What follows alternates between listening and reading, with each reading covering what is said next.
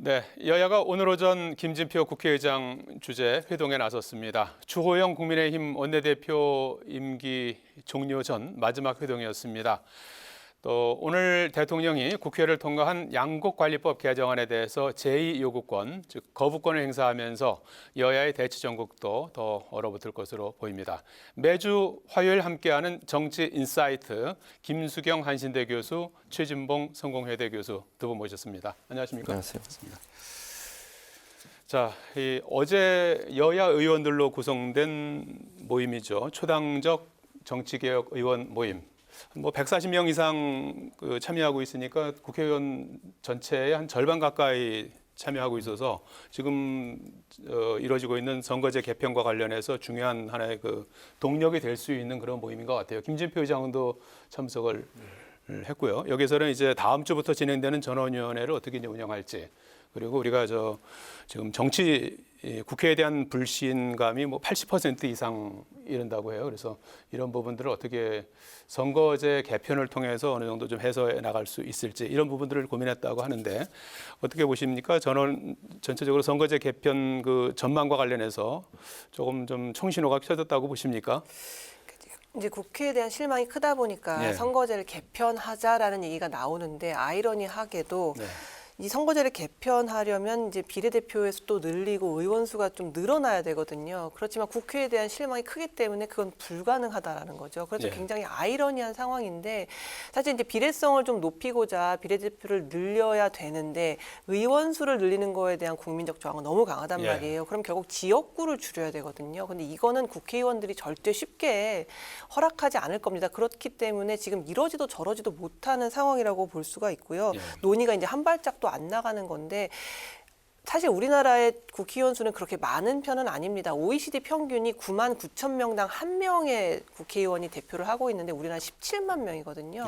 OECD 중에서 네 번째로 많은 사람을 한 명의 국회의원이 대변하고 있기 때문에 사실 늘리는 게 그렇게 무리는 아닙니다만, 여론이 너무 좋지 않다 보니까 이런 부분들을 어떻게 잘 국민들에게 설득할 것인가, 이게 설득이 잘 안 된다면은 사실상 아주 제한적인 개편밖에는 이루어질 수 없거든요. 그래서 사실 좀 회의적이긴 한데 그럼에도 불구하고 왜 이렇게 계속 이야기를 해야 되느냐. 지금 그래도 이야기를 많이 하고 진도를 많이 빼놔야 설령 이번에 못 바꾼다 하더라도 다음번에 다시 논의를 할 때 거기에서 시작할 수 있기 때문에, 그런 점에서는 좀 진취적인 이제 논의들이 좀 있었으면 좋겠다는 생각이 듭니다. 네, 회의적이지만 그래도 이번에 어쨌든 뭐 최대한의 어떤 모범 답안이라도 좀 만들어 놓고 적용은 또 나중에 할 수도 있는 거니까 최대한 어떤 숙고할 수 있는 시간이 되겠다, 이런 지적인 것 같고요. 그러니까 뭐 그런 점에 있어서는 뭐 그런 의도를 갖고 할 수는 있지만, 사실은 이번에 전원회의를 열겠다고 국회의장이 이런 의사를 표명한 건 강하게 드라이브를 걸겠다는 의지인 것 같아요. 본인의 임기 안에 어쨌든 좀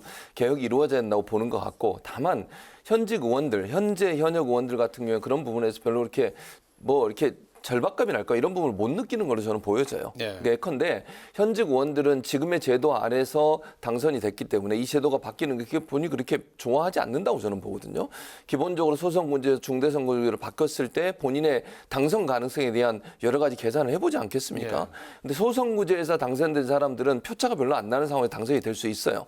그건 현직 의원들이 만약 중대선거제로 바꿔가지고 본인이 낙마할 수도 있을 거고, 또 하나는 본인이 뭐 경선 과정에서도 떨어질 수 있는 가능성도 있다고 보여지기 때문에 제가 볼 때는 선거구제 바꾸는 문제까지 가긴 좀 어려울 거다. 다만 지금 이제 이렇게 많은 사람들이 함께 모여서 적극적으로 하는 이유는 국민적 여론과 여망 때문이라고 저는 생각해요. 그러니까 이런 부분들이 어찌 보면 보여주기식입니까? 그렇죠. 저는 그렇게 보여요, 사실은.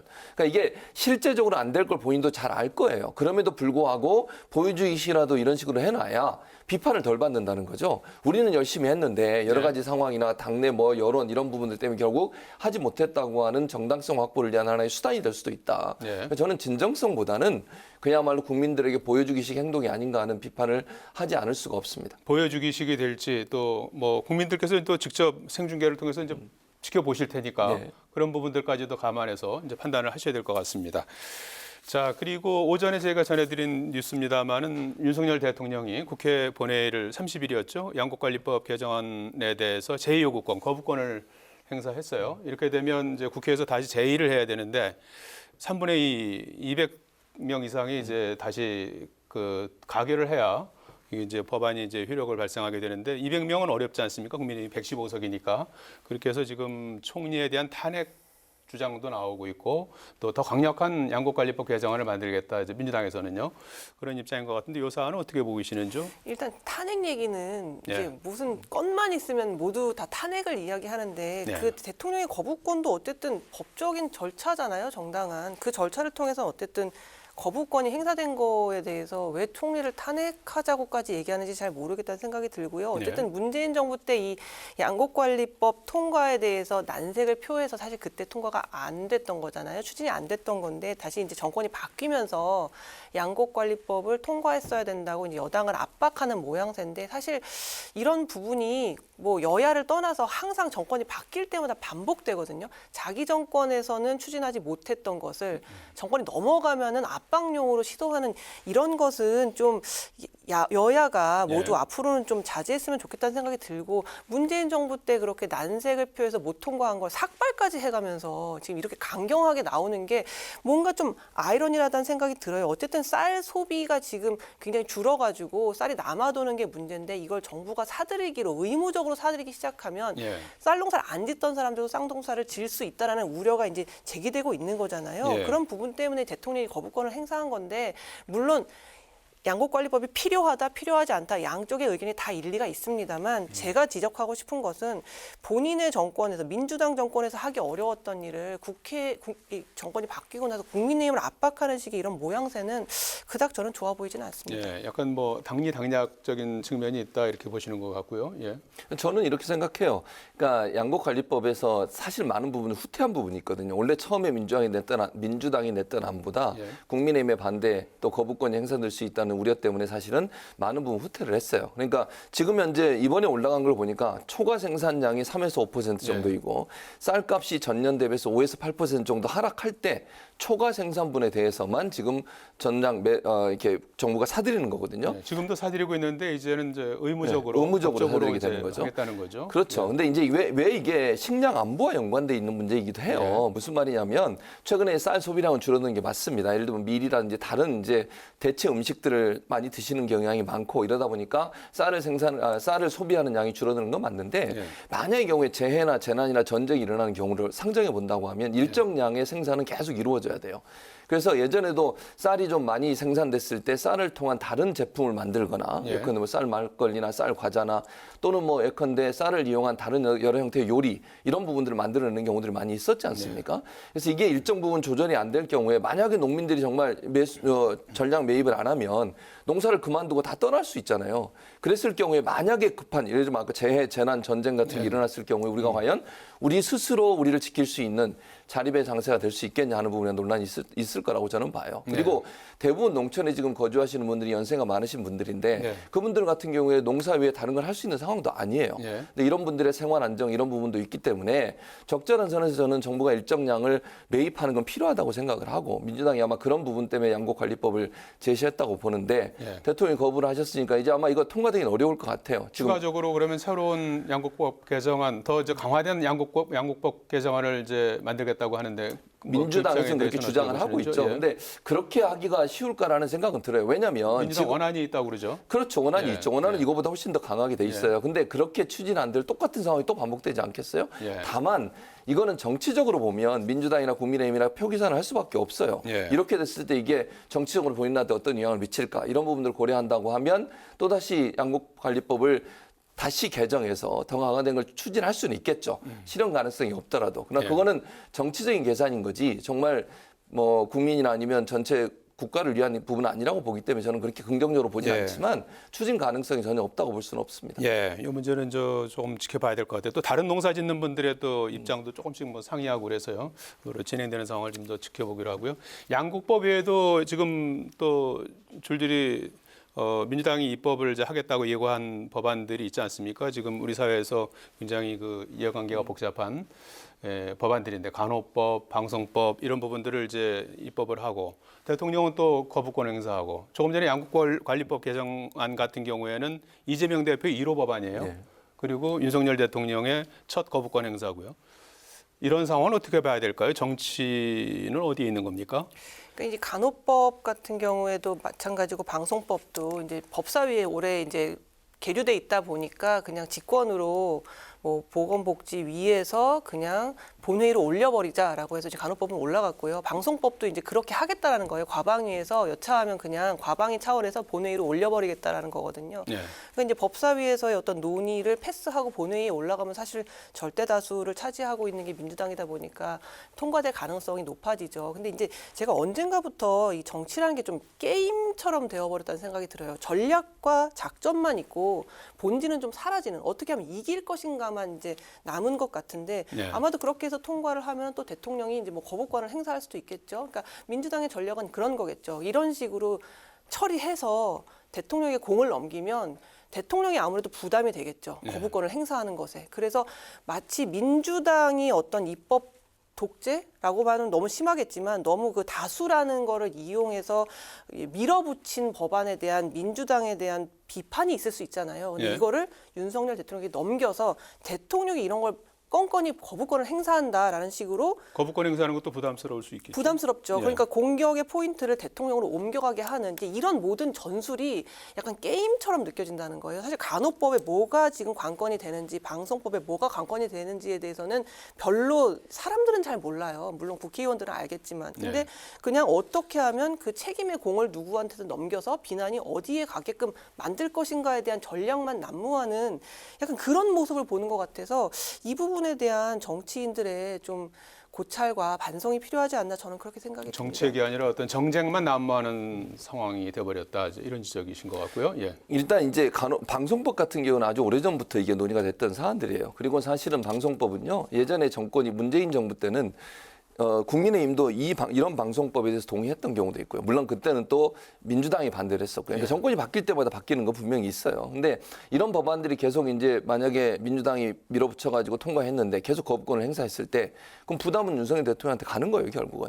그리고 국민은 그걸 판단하지 않겠습니까? 예. 본인이 거부권을 입법부와 행정부 사이의 견제 기능으로 거부권을 둔 건데 그게 너무 자주 사용됐을 때는 입법부의 권위나 입법부의 역할 자체를 완전히 부인하는 꼴이 돼버리는 거잖아요. 예. 행정부가 입법부보다 위에 있는 권한이 돼버리는 거고. 예. 그랬을 때 국민들이 어떤 생각을 할 거냐 하는 부분에서 부담은 충분히 있을 겁니다. 예. 그리고 만약에 지금 양곡관리법 같은 거부권 행사했는데 이게 다음 주 여론조사에 어떤 영향을 미칠지 촉각은 곤두세우지 않겠습니까? 예. 그런 경우가 된다고 하면 윤석열 대통령 입장에서 쉽게 거부권을 계속 행사하기는 어려울 거예요. 한두 번은 그렇게 할 수 있겠죠.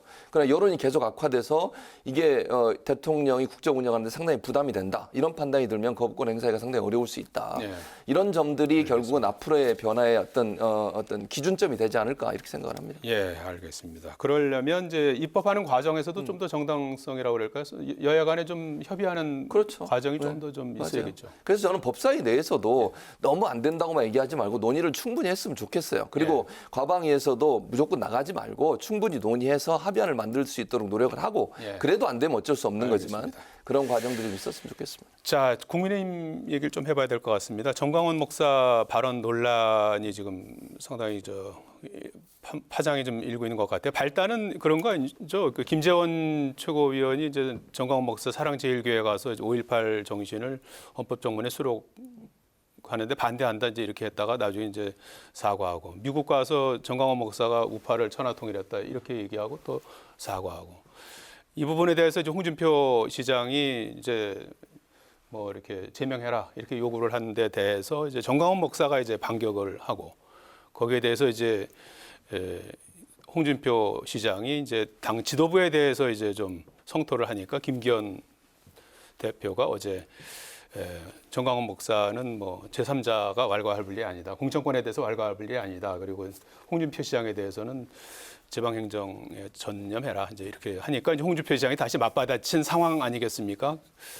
왜 이런 일이 벌어지고 있다고 보십니까? 그러니까 이제 어디나 극단적인 주장을 하는 사람들이 있습니다. 그게 뭐 좌든 우든 간에요. 그럼 정치인들이 이제 여기에 휘말리지만 않으면 되는 건데 이제 예. 시작은 김재원 최고로 시작했지만 여기에 이제 홍준표 시장이 참전을 하면서 국민의힘이 다 같이 이 소용돌이 속으로 빠져들고 있는 형국이에요. 사실은 김기현 대표는 난감하긴 할 거예요. 이런 식으로 자꾸 이제 극단적인 주장을 하는 세력과 국민의힘이 같이 얘기되는 것 자체가 그 당을 이끄는 사람으로서는 굉장히 부담스러웠을 텐데 그런 입장에서 이제 홍준표 시장한테 어차피 당신은 우리 편이니 좀 자제해 달라는 요청을 하다 보니 홍준표 시장한테만 뭐라고 하고 정광훈 씨한테는 뭐라고 안 한 게 돼버리는 것 같은데 제가 볼 때는 그 보수 지지자들 사이에서도 전광훈 씨의 이런 주장은 너무 극단적이다라고 생각하는 사람이 있지만 그럼에도 불구하고 지지하는 이유는 이제 저쪽에는 개딸들이 있지 않습니까? 그러니까 뭔가 극단적인 주장을 펴는 상대방의 진영이 있다 보니 이 사람들을 상대하기 위해서는 우리 쪽에도 이런 극단적인 주장들을 하는 사람이 필요하다라는 약간의 필요악 차원에서 정광훈 목사를 좀 민주당의 강성 지지층 역할을 국민의힘에서 하고 있다 이제 이렇게 보시는 그렇죠. 건가요? 왜냐하면 예. 점잖게 대응하기 힘들잖아요. 예. 그러니까 우리도 그렇게 싸울 사람이 필요하다는 생각을 하시는 것 같은데 예. 저는 개딸도 정광훈 목사 측도 한국 정치 발전에 정말 도움이 안 된다. 그냥 이쯤에서 조용히 사라져 주시는 게 우리나라 예. 정치 발전에 도움이 된다는 생각이 듭니다. 예. 최 저는 교수님, 예. 네, 저는 정광훈 씨가 이런 정광 행동 목사 잘 개인적으로 아시진 않으시죠? 전혀 모르죠. 네, 전혀 모르고요. 네. 그러니까 그 정광훈 씨 같은 경우에 이런 발언을 하는 것을 그냥 국민의힘이 그냥 넘어가고 이런 부분은 정말 저는 큰 문제라고 생각해요. 이런 거 총선에서 과연 어떤 영향을 미치겠습니까? 극우적 성향을 보이고 그리고 뭐 목사라는 분이 예배 시간에 뭐 욕을 하고 이래요. 이런 행동을 하시는 분을 그러니까 이게요 선거 때는요 중립중에 있는 분들 이분들의 캐스팅 보터 역할을 하는 거잖아요. 아니, 그러니까 원래 보수정에 있는 분들은 보수를 지지하고 진보정에 있는 분은 진보를 지지를 하겠죠. 그럼 누가 캐스팅 보터 역할을 합니까? 중도에 있는 분들이에요. 이분들이 볼 때 이분의 행동이 과연 목사로서 바람직한 행동이냐 이렇게 볼 것이고 또 정치적 발언을 너무 많이 해요. 아니 예배 시간에 설교하는 분이 그런 얘기를 왜 하고 그런 얘기가 또 중도에 있는 분들의 그 가치관과 맞지 않는 상식에 부합하지 않는 내용들을 너무 많이 얘기하는데 이걸 보호하려고 하거나 우리도 스피커가 필요해서 이런 사람이 필요하다고 주장을 해버리면요 국민의힘도 같이 그렇게 이미지화 돼버리는 거예요. 저는 이건 국민의힘이 손절하지 않으면 상당히 앞으로도 어려움을 겪을 수 있는 문제다 이렇게 말씀드립니다. 손절해야 된다. 아예. 저는 그렇게 봅니다.